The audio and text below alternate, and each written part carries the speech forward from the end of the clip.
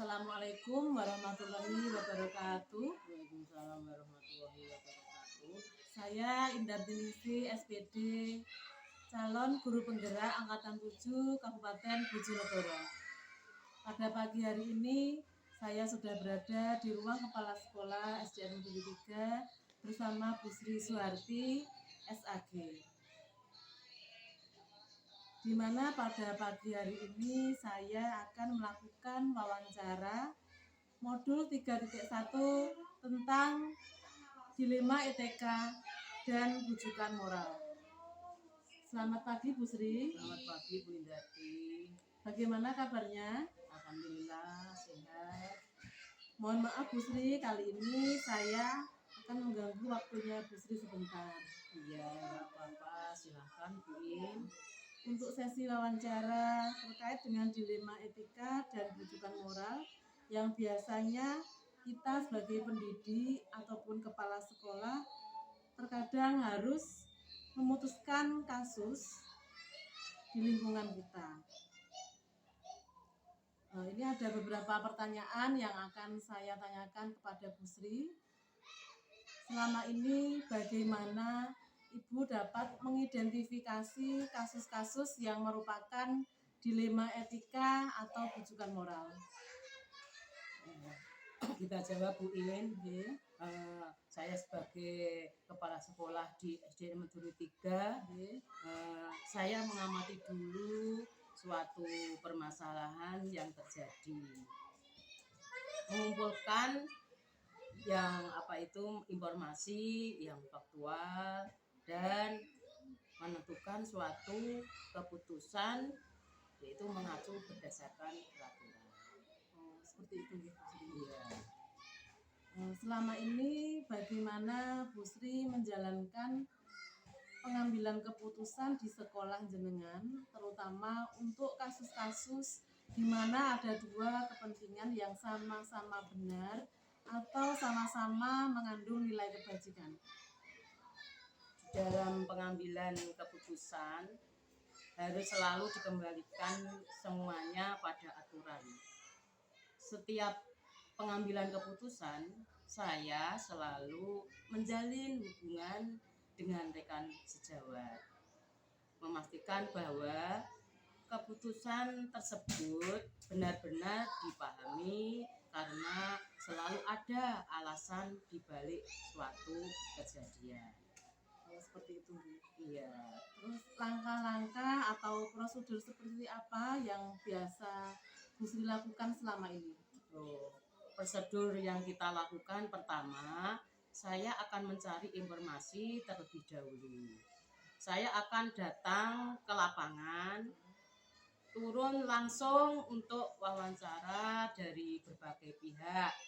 Lalu setelah itu saya menganalisis untuk diambil keputusan yang terbaik. Terima kasih. Hal-hal apa saja yang selama ini Bu Sri anggap efektif dalam pengambilan keputusan pada kasus-kasus dilema etika? Pertama, hal-hal yang kita lakukan yaitu kalau saya merasa yaitu suatu pengambilan keputusan itu efektif apabila dilakukan dengan spontan, tergantung objek permasalahannya. Di lapangan saya mengobrol dengan tim manajemen sekolah dan guru-guru senior, didengar pendapatnya supaya ada keputusan bersama. Hal-hal apa saja yang selama ini merupakan tantangan dalam pengambilan keputusan pada kasus-kasus dilema etika? Tantangan yang dihadapi dalam pengambilan keputusan apabila kurang bisa diterima, tentu saja kita harus bisa meyakinkan orang-orang yang terlihat dengan keputusan kita.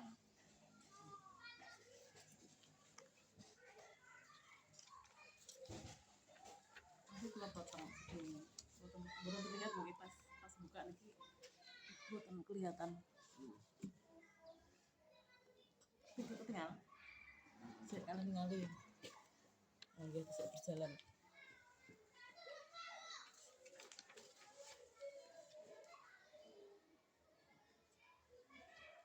Apakah Bu Sri memiliki sebuah tatkala atau jadwal tertentu dalam sebuah penyelesaian kasus dilema etika? Apakah jenengan langsung menyelesaikan di tempat atau memiliki sebuah jadwal untuk menyelesaikannya? Bentuk atau prosedur seperti apa yang Bu Sri jalankan? Yang jelas, saya tidak ada jadwal tertentu, Bu In. Oke. Pokoknya harus bisa diselesaikan dengan baik dan sebisa mungkin selesai tidak terlalu lama.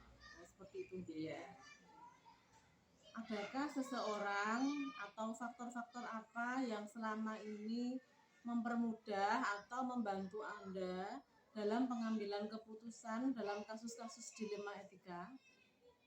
Ada faktor-faktor yang memudahkan adalah berasal dari adanya dukungan guru-guru dan komite sekolah.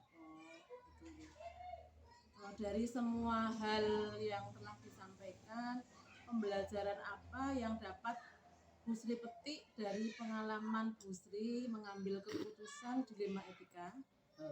Pengalaman dari saya adalah guru yang terbaik. Oke. Kita belajar dari berbagai kejadian untuk setiap kasus permasalahan yang terjadi di lapangan. Terima kasih Bu Sri atas waktunya. Ya Bu In, demikian yang dapat kita jawab. Semoga kedepannya Bu In bisa sukses dan melanjutkan ke lembaga yang baru. Terima kasih. Semoga apa yang Bu Sri doakan semoga bisa lancar, sukses untuk saya ke depannya. Wassalamualaikum warahmatullahi wabarakatuh. Waalaikumsalam warahmatullahi wabarakatuh. Assalamualaikum warahmatullahi wabarakatuh. Waalaikumsalam warahmatullahi wabarakatuh. Saya Indarti Ningsih SPD, calon guru penggerak Angkatan 7 Kabupaten Bojonegoro. Pada pagi hari ini saya sudah berada di ruang Kepala SDN Geneng 1 Ibu Sri Purwati Ningsih SPD SD, di mana pada pagi hari ini saya akan melakukan wawancara tentang modul 3.1 materi dilema etika dan bujukan moral. Selamat pagi Bu Sri. Selamat pagi Bu In. Bagaimana kabarnya? Alhamdulillah sehat-sehat selalu. Mohon maaf Bu Pur, kali ini saya mengganggu waktunya sebentar. Untuk sesi wawancara terkait dengan dilema etika dan rujukan moral yang biasanya kita sebagai pendidik dan kepala sekolah memutuskan kasus di lingkungan kita. Dan tentunya banyak kasus yang harus kita putuskan. Ya, betul. Dalam hal ini nanti saya akan mengajukan beberapa pertanyaan terkait dilema etika dan rujukan moral. Pertanyaan pertama, selama ini bagaimana Ibu dapat mengidentifikasi kasus-kasus yang merupakan dilema etika atau rujukan moral? Untuk menjadi pemimpin pasti akan dihadapkan dengan berbagai permasalahan yang sulit untuk diputuskan. Namun kita sebagai kepala sekolah harus bisa mengambil keputusan dengan cepat dan tepat. Meskipun begitu, kita tidak bisa langsung memutuskan sesuatu tanpa mengidentifikasi masalah dan mendengar berbagai masukan-masukan yang ada. Seperti itu, nggih. Selama ini bagaimana Ibu menjalankan pengambilan keputusan di sekolah Ibu, terutama untuk kasus-kasus di mana ada dua kepentingan yang sama-sama benar atau sama-sama mengandung nilai kebajikan? Sebagai kepala sekolah, kita harus melihat situasi dari berbagai sisi.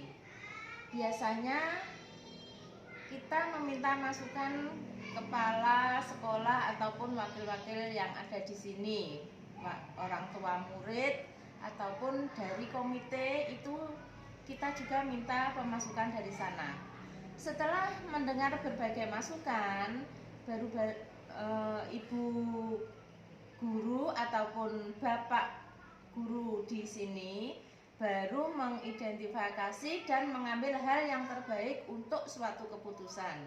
Ya, meskipun kepentingan dan sama-sama benar, nanti saya akan mengambil keputusan yang sesuai aturan dan yang sudah disepakati bersama di dalam rapat saya dengan teman-teman guru. Seperti itu. Langkah-langkah apa atau prosedur seperti apa yang akan Ibu lakukan selama ini? Pertama, saya akan mencoba memahami kasus yang terjadi. Kemudian mengumpulkan wali kelas dari kelas 1 sampai kelas 6 untuk mendapatkan masukan. Lalu mengadakan rapat bersama GTK. Apabila tidak sesuai dan tidak menemukan keputusan bersama, maka dilakukan voting. Dengan begitu, keputusan diambil dengan catatan, dilaksanakan dengan penuh tanggung jawab setelah suatu hal itu disepakati. Oke, seperti itu. Hal-hal apa saja yang selama ini Ibu anggap efektif dalam pengambilan keputusan pada kasus-kasus dilema etika? Hal yang saya anggap efektif adalah apabila apa yang Ibu inginkan dan yang saya inginkan, guru ataupun warga sekolah, komite itu bisa satu suara dan satu kesepakatan. Seperti itu. Hal-hal apa saja yang selama ini merupakan tantangan dalam pengambilan keputusan pada kasus-kasus dilema etika? Tantangan yang bersifat personil itu apabila Ibu sebagai kepala sekolah dihadapkan dengan mayoritas keinginan guru-guru yang berbeda dengan harapan atau keinginan Ibu. Gitu. Apakah jenengan memiliki sebuah tatkala atau jadwal tertentu dalam sebuah penyelesaian kasus dilema etika? Apakah Bu Pur langsung menyelesaikan di tempat atau memiliki sebuah jadwal untuk menyelesaikannya? Bentuk atau prosedur seperti apa yang akan Ibu laksanakan? Saya kira tidak ada jadwal tertentu, ya. Okay. Pokoknya buat saya itu segala hal harus tuntas dan kalau bisa diselesaikan secepatnya. Meskipun begitu, tergantung dari ringan atau beratnya suatu kasus permasalahan. Seperti itu, ya. Adakah seseorang atau faktor-faktor apa yang selama ini mempermudah atau membantu Ibu dalam pengambilan keputusan dalam kasus-kasus dilema etika? Tentu saja dukungan keluarga dan tim di sekolah yang senantiasa mendukung dalam setiap pengambilan keputusan terkait penyelesaian kasus-kasus yang ada. Seperti itu. Dari semua hal yang telah disampaikan, pembelajaran apa yang Bu Pur petik dari pengalaman Bu Pur mengambil keputusan dilema etika? Ya. Mari belajar banyak hal dari selama ini 1 tahun 2 bulan menjadi kepala sekolah. Tentu saja tidak bisa disamakan pengalaman kita dengan sekolah sebelumnya, dengan kondisi ataupun keadaan yang sekolahnya tidak terlalu besar seperti ini. Namun berada di daerah, budaya dan kebiasaan kultur tempat ini menentukan bagaimana kita mengambil keputusan. Demikian. Dari beberapa pertanyaan ini tadi, semoga bisa bermanfaat untuk saya, khususnya Bu Pur. Terima kasih atas waktu yang diberikan. Sama-sama Bu In. Ya, cukup itu saja yang saya tanyakan. Wassalamualaikum warahmatullahi wabarakatuh. Waalaikumsalam warahmatullahi wabarakatuh. Assalamualaikum warahmatullahi wabarakatuh. Waalaikumsalam warahmatullahi wabarakatuh. Saya Indarti Ningsih, SPD, calon guru penggerak Angkatan 7 Kabupaten Bojonegoro. Pada pagi hari ini saya sudah berada di ruang Kepala Sekolah SDN Hargomulyo 4, Kecamatan Kedewan, Kabupaten Bojonegoro, dengan Bapak Sayyid Umaruddin SPDI. Di mana pada pagi hari ini saya akan melakukan wawancara modul 3.1 tentang dilema etika dan bujukan moral. Selamat pagi Bapak Sayyid. Selamat pagi. Bagaimana kabarnya? Alhamdulillah sehat. Mohon maaf Pak Sayyid, saya mengganggu waktunya sebentar untuk wawancara. Ada beberapa pertanyaan yang akan saya tanyakan tentang bujukan moral dan dilema etika. Tentunya sebagai pendidik ataupun kepala sekolah kita sering menemui beberapa kasus dan bagaimana nanti Pak Sayyid memutuskan suatu kasus tersebut. Pertanyaan pertama, selama ini bagaimana Bapak dapat mengidentifikasi kasus-kasus yang merupakan dilema etika atau bujukan moral?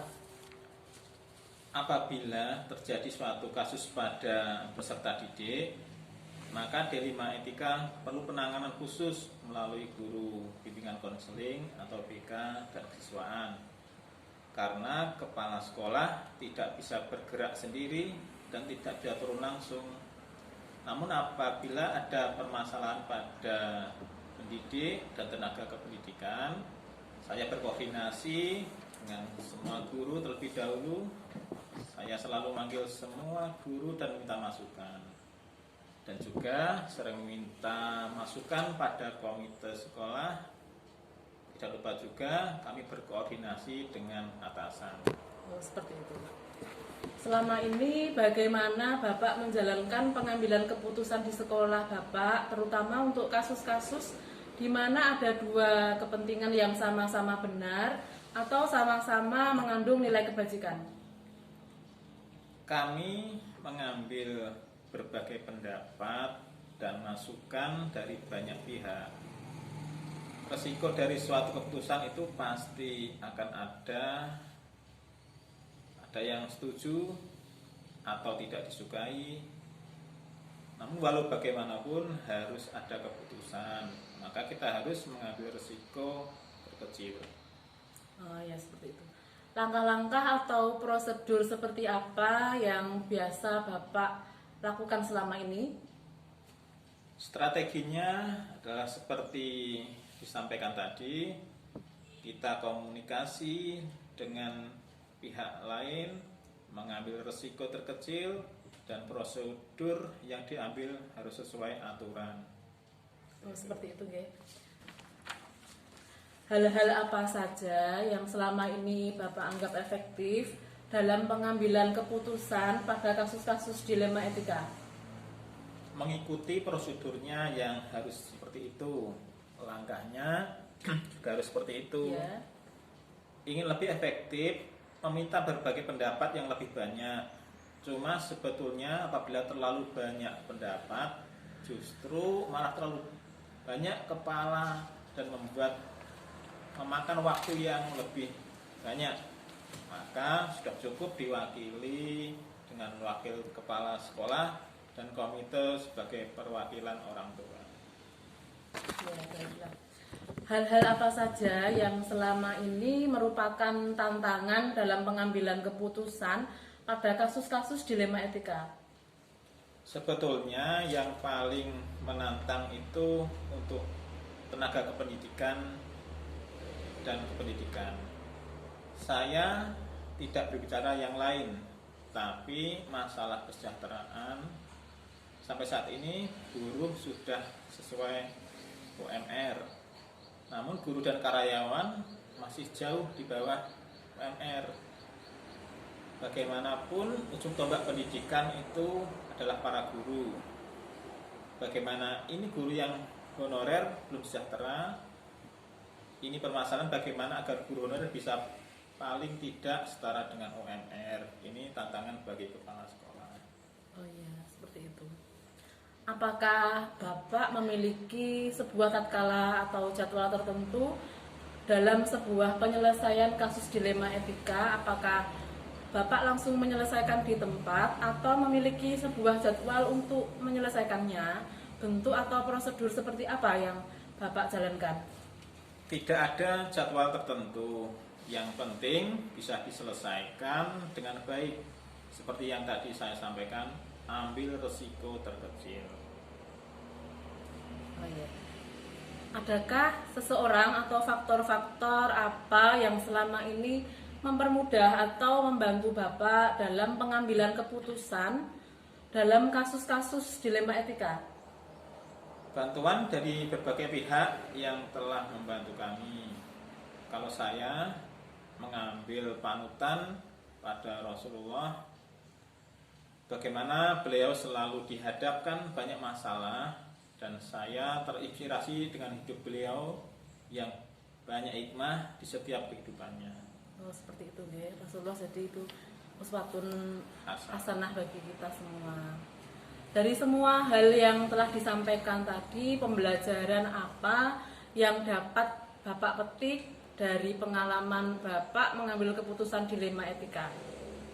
Saya belajar dari berbagai pengalaman, sehingga jangan sampai suatu kejadian terjadi kembali.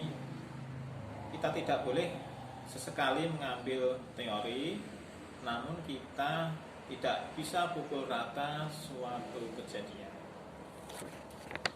Kalau teori kan berbeda dengan praktek di lapangan. Ya. Terima kasih Pak Sayed atas waktu yang diberikan kepada saya untuk mewawancarai jenengan. Hanya itu saja yang bisa saya tanyakan karena ini hanya tugas. Terima kasih sekali atas waktunya. Semoga bermanfaat untuk saya khususnya dan dunia pendidikan pada umumnya. Wassalamualaikum warahmatullahi wabarakatuh. Waalaikumsalam warahmatullahi wabarakatuh.